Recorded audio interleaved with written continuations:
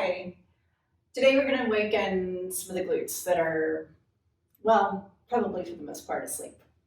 There's this little area around the sitting bone. We've been sitting on it our whole lives, and even the most athletic of people don't really ever have to use this area of the glutes. It's kind of crazy, but anyway, we're going to wake that up now. And so I want you to think about your sitting bones and where they are. So go ahead and have a seat, however is comfortable for you. So maybe you have your legs crossed, or maybe you have them out like me. And we're just going to kind of rock side to side and feel the sitting bones on the floor. All right, there they are. Now that tissue right around the sitting bones, you can feel like most of the time when you sit on those and they just turn off completely. So we're going to kind of focus our attention right there and come up to our knees. We're going to let's put our right leg forward.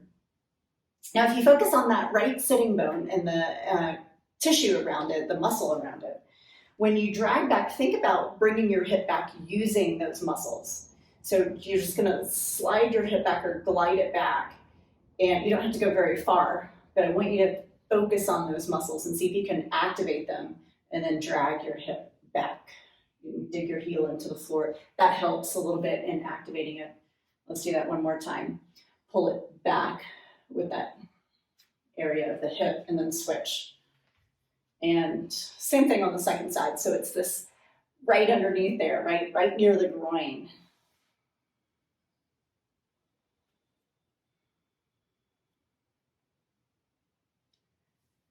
All right, three little movements as you start to feel that area. Or if you're not sure what I'm talking about either, that's actually a really good place to be.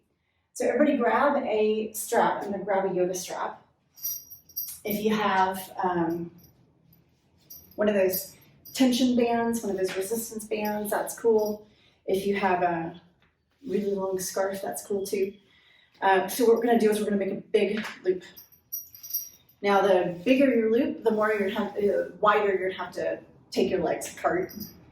So especially if you have like a labral tear, you want to make your loop a little smaller.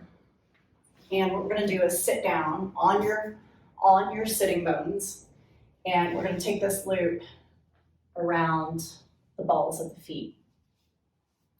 And then you want to push out. All right, so when you push out, we're going to hold for a while. So push out with me into your strap or your band, and we're going to just hold and breathe for a little while. And eventually what you're going to start to feel is you're going to start to feel some tissue around there. It might get really tired. And if it does, that's actually a good sign.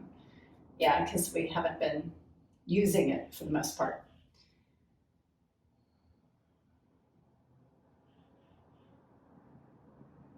Right now we're going to do something to isolate each side and allow each side to turn on a little stronger.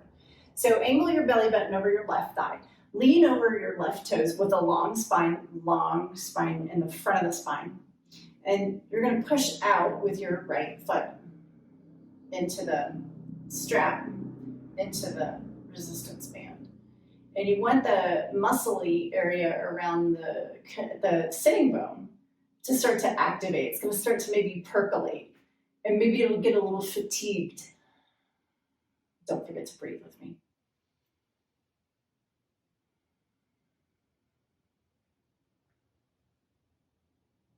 All right, one more breath, hold.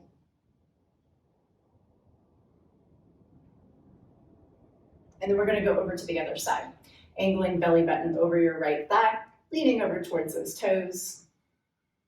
Push out over here. Now this side gets its turn. Don't forget to breathe.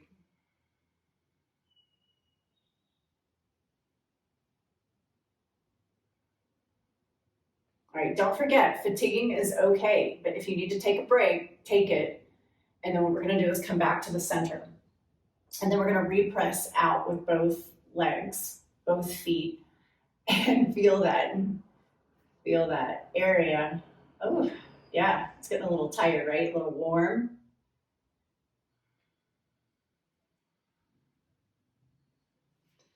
right, now we're going to take this off, just throw this off to the side, come out of this.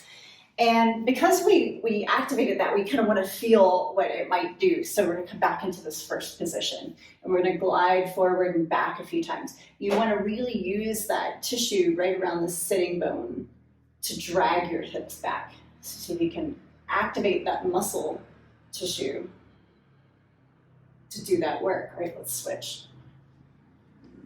Now, by turning this on, so why the heck do we want to turn it on? Well, I mean, it supports so many things. So if you have any inconsistencies in your in the strength of your hips, if you have anything going on with your low back, if you have anything going on with your knees, this area supports those joints. So you do want it active so that your joints don't do so much work, but you start to train your muscles to do that work that now your joints are doing because they've been turned off for a while. All right, so I'm going to challenge you to do that 7 days in a row and see how you feel afterwards. All right, well, I'll see you next time, and bye for now.